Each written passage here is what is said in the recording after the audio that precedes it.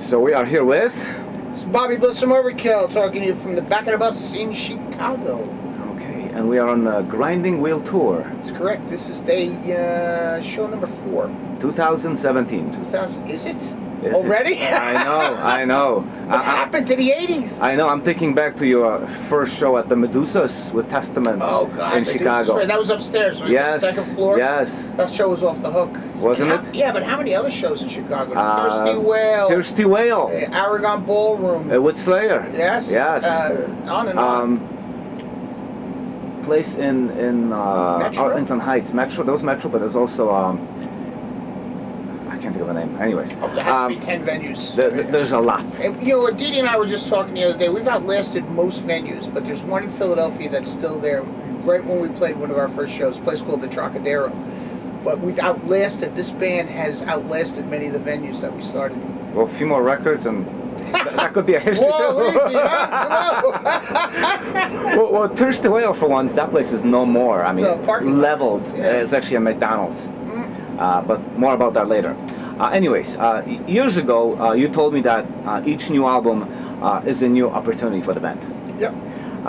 Do you still see it that way? I still believe it. I think it, you know, when I think of, you know, doing this for 35 years and someone says to me, what else is there to do?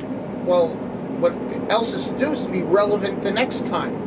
To compete against yourself between records 17 and 18 to try to make 18 better. That becomes to say, hey, we've competed and again, at least in our opinion, have succeeded. And that becomes, let's say, the driving motivation. That and the fact that we're, you know, that pride, as soon as you throw pride into that whole equation, that you get something that is personal. Mm-hmm. Let's talk about the creation process for this album.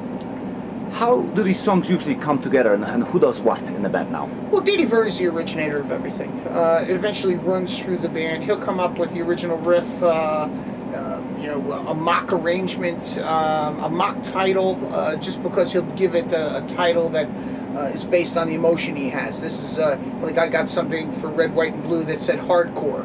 I got something for Mean Green Killing Machine that said opener, so that we can all communicate about it. So he does that, but then it starts developing through the band. And what I mean by that is you let everyone kind of do their own thing. It can't be, you know, we can't be in a situation where it's dictated that this is the way it is. It has to be created with everyone's input as opposed to just one or two people, Didi and myself. But he starts it, runs it through the band, and I finish it. But that development time, as we've gotten older, is longer. We have the luxury of time. We have studios in the family. Dave has one, Didi has one. So we can record our ideas at any particular time. So it's probably an 8-month process or so of development. Yeah. Can you show the album and maybe talk about the songs? If you want to go track by track, I'll be happy to hear all about the songs. I certainly can, but I'm going to turn this heat down because I'm saying, yeah, this is our latest release of Grinding Wheel. 10 cuts, and on the digipack, I think there's the song Emerald, a Thin Lizzy cover. That's the 11th song on it. I think, you know, I don't ever write, if you're looking for my input lyrically, I don't really write from concept. I'd like to talk about the things I know about. I think probably the thing I know about the most in my life is Overkill. Yeah. And I think along with knowing that, there's a lot of principles that go with it. There's obviously commitment, there's obviously a loyalty, there's obviously pride. These are the things I talk about within, let's say, the content of this record. But when this title came along, I was watching a football game with the guys. We're on the Symphony X tour through the States, and the word grind was being used over and over and over again. And I realized it was part of our vernacular, and I saved the word in my phone, and then morphed it into the grinding wheel. And what it kind of meant to me lyrically was that it's a good thing to be able to grind and get success through grinding something out. It's a slow but sure process.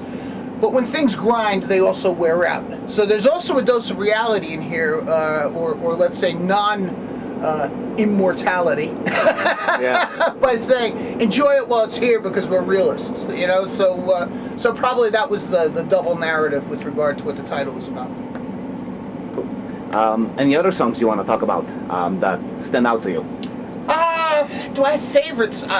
You know, one of the things I like about this record that I hear is diversity. I hear that we were influenced by Black Sabbath. I hear we were influenced by the new wave of British heavy metal, by punk rock, by groove, so I hear all these things on it. And when this record first came out to me, it came across to me as a traditional heavy metal record. That was, if it was going to be overkillized, we would have to put our brand on the top of it with energy. And that's what I think we accomplished, that we took something like The Long Road, which was a new wave of British heavy metal, or we took something like Come Heavy, one of my favorite songs, which comes from that Sabbath era of groove, and kind of made those influences our own. Took those influences and made them Overkill songs. So I think that Come Heavy, for instance, is one of my favorite tunes because it's a song that has an unusual arrangement to it. There is no chorus in the song. And to write a song with no chorus and still have a hook and have that hook be the music is the success of that song to me. Yeah. Now, in Goddamn Trouble, you reference Deep Purple's Highway Star. Was it intentional, was it tribute, or coincidental? Well, it was coincidental, but you know, I write from, again, what I know. And if you knew me when I was living this lyric in my head, when I had most of my goddamn trouble, there was a 1972 Camaro with a 350 engine in it and an 8-track tape. And one of the favorite tapes that my friends and I had was made in Japan, you know, with the 8-track. And we would jam in and listen to Burn or Highway Star, et cetera, et cetera. And so it was actually real, but it was coincidental that it happened because it just started rhyming with it. And I said, how fucking funny is this? Yeah. did anyone catch up to this yet? You're the first. It's my favorite band, so I'm like, I have to go back and check the lyrics. I'm like, am I hearing this right? Sure enough, it was. Right? Now, another song which struck me in Shine On, there is a line, someone else's life changed when he felt the fire. And I found this almost subliminal. Why? The title of your first album was Feel the Fire. So was it something you said to yourself because your life changed, you became a professional band with that? Or was it because like the fans got it and some kid bought that record and he became a fan for life? The song in general is about bad decisions that were made. That's all it was. The song itself is about decisions that were made and neglect for the value of human life in it. And I'm not going to go into specifics where it came from, but it was obviously a motivating incident in world history that made me think that. But when I thought about that, and the correlation between the two was when someone else's life changed when he felt the fire, all it meant to me was now we become soldiers. It was not about some rock and roll thing. If you can feel the fire, you've been baptized, and you then can move on with regard to the blessing. So that but look, it wasn't about me specifically. True, but look what's out there. Once you leave it out there, how many different interpretations can there be?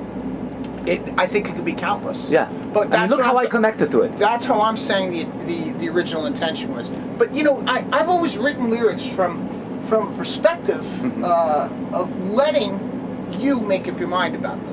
Because I think that lyrics are much more important when you have your own identity to them, as opposed to me telling you, oh no, it's about this and it's about that. And you go, geez, I loved this song before he ruined it for me. Now, do you often code things like that in your lyrics? Not often, but I'm up to any coincidence that happens. I'm up for anything like that happens. And I can't even think of other other examples of it. But I mean, they're probably all over the music that we've been doing for 18 records. And to have some fun with this, what about this cat out in the rain? There's nothing more angry than a wet pussy.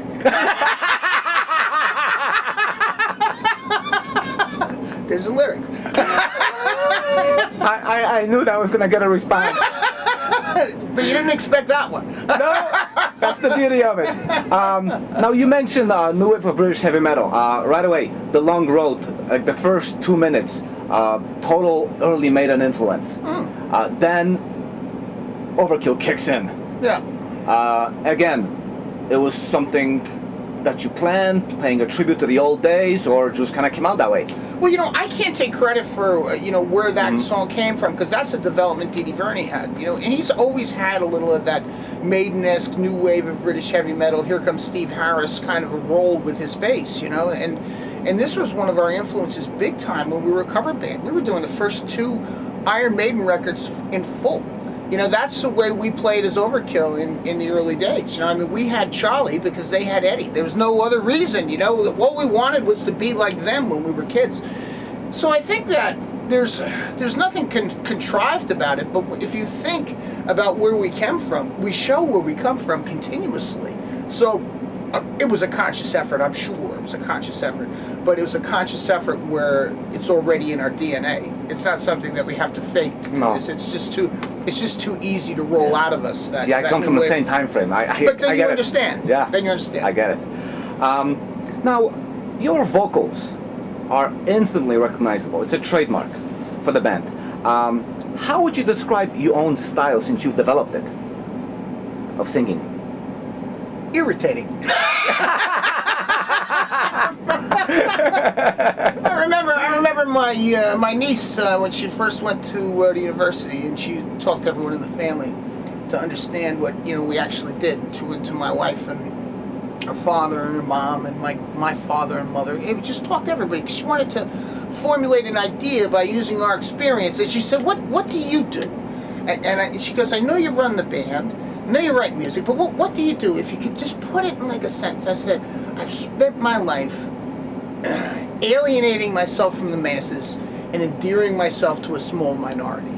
That's what I think I've done with my vocals, and I think that's how they developed. I think they're much more of an acquired taste because there's obviously unique quality to them."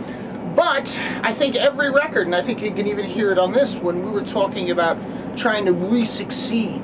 Every record I will still push myself. I'll still take the position of being the student as opposed to the teacher. Because if I am a student, I'll have valuable things to contribute to this record. If I'm just the teacher, then all that's done. There is no more contribution. I know it all. There's no learning. But if I continue to learn. And I think I did it with songs Mean Green Killing Machine with the Melodic Center. The Melodic Center in Shine On. These are some things that are not common to me, but let's say I don't fear to try them. So I think that's probably it. An acquired taste, but still a rogue appreciation for trying new things. How would you say your vocals changed, developed over the last 3 decades? Well, I think I was a much cleaner singer when we started. I think that what ended up happening with this muscle, it became raspier from use over and over again. But then it seemed to just kind of stop. It never seemed to deteriorate. And I think somewhere about 4 or 5 years ago, I stopped using tobacco, and it was like an instant recharge for my voice. And I never realized that it was going to bring it back like that, bring it back that heavy. Never losing it on the road.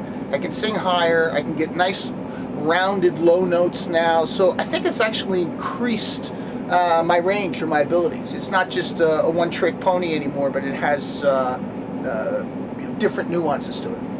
Now, when you do a lot of talking before the show, like even now doing this interview, is that a form of a warm-up for you?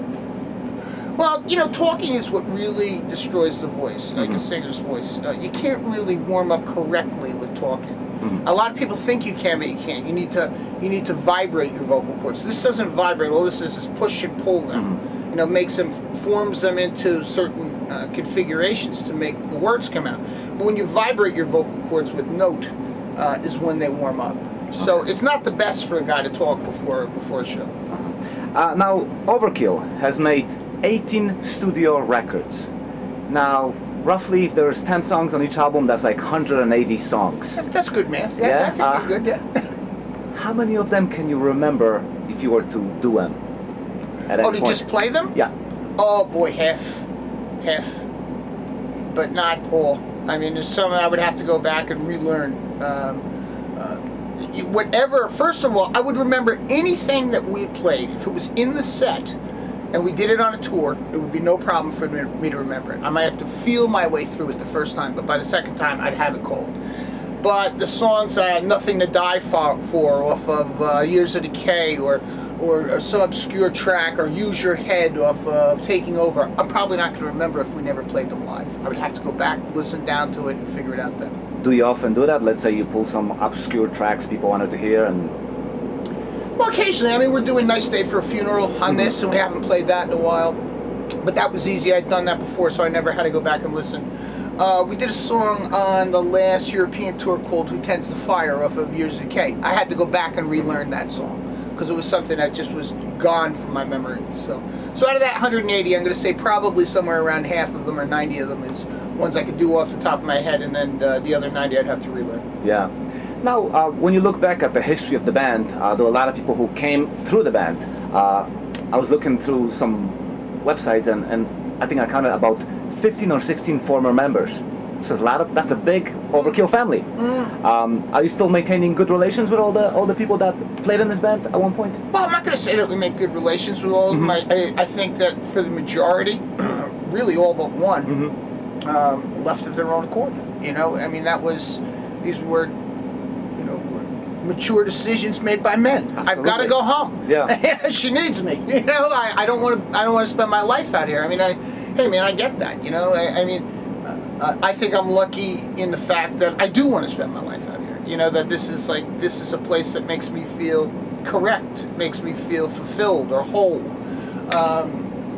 But for the most part, staying in touch with regard to the 16 members, no, I don't stay in touch with all. Talked to Sid Falk, saw Tim Mallory on the last tour. Joe Camo is out road managing. Yes, Marino we get our lights from Rochester, New York. We rent our lights from him, so I'm in touch with Marino. Merrick Gant I haven't talked to in years. Occasionally Canavino shows up. But I mean, I don't go out of my way to send Christmas cards. Probably the closest I am is Sid Falk out of all the other members. Great. Which brings me to my final question. The partnership between you and Didi has to be one of the longest running partnerships in the thrash metal genre or heavy metal genre. What's the secret? Well, you know, I think, you know, it's understanding. I think when we first had change hit the band, and that would be Rat Skates leaving the band, it seemed devastating to us, you know, that this guy was one of the founders of the band and then he was gone. But I think that we learned out of that we can still have benefit from changes. So if you continue to try to, or at least think that you're progressing, then you always have something positive to look forward to. I think that that's one of the reasons. I think probably the second reason is that if the man is taken care of, the band takes care of itself. And what I mean by that is if he puts me first, or I put him first, then the band is easy. That becomes secondary to, damn, yeah, I'm okay. I mean, when I got sick, for instance, you know, I remember him going, what do you need? Whatever you need. Don't worry about it, I'll handle it. I'll throw the fucking smoke screen up in front of everybody. Nobody's got to know your personal business. Do you need money? Do you need me to come? I remember saying to him, send me a couple of songs I could write to while I'm in the hospital. And that's what he did. Well, my point is, then the band's easy if all that other shit, if life works itself out. So that's probably the secret to the relationship I have with him. Thank you.